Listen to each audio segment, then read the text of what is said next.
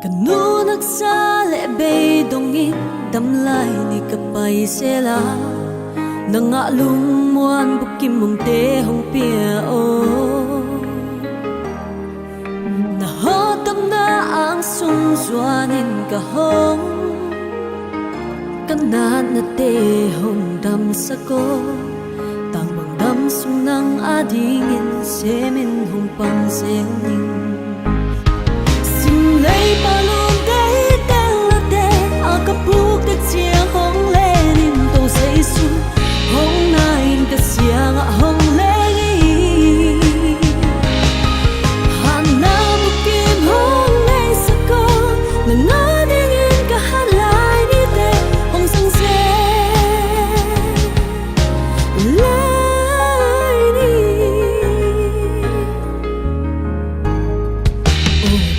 Isu kahat mana nang ngaom te ba ngaylo Katuay lay lung sim ngay Tua na nang hong nay Ang lintin o kang lung sim ne kapumpi Nang maading hong sanga Kem na hui pin hong nok chiangi Na ang sung kay pini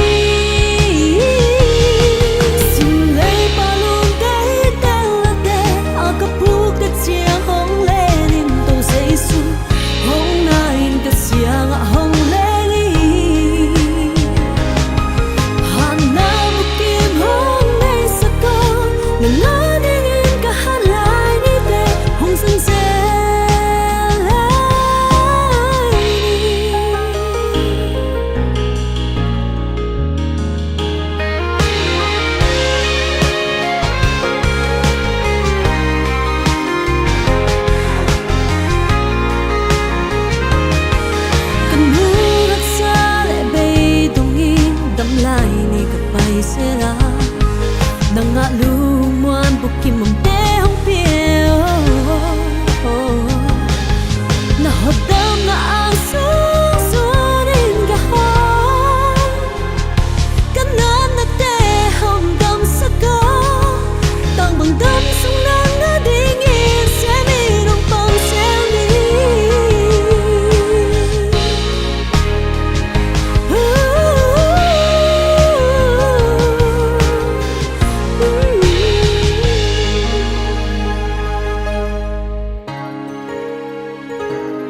Simlay palun day telate Agapuk tit siya hong lenin to sa isu Hong naing ka siya nga hong lenin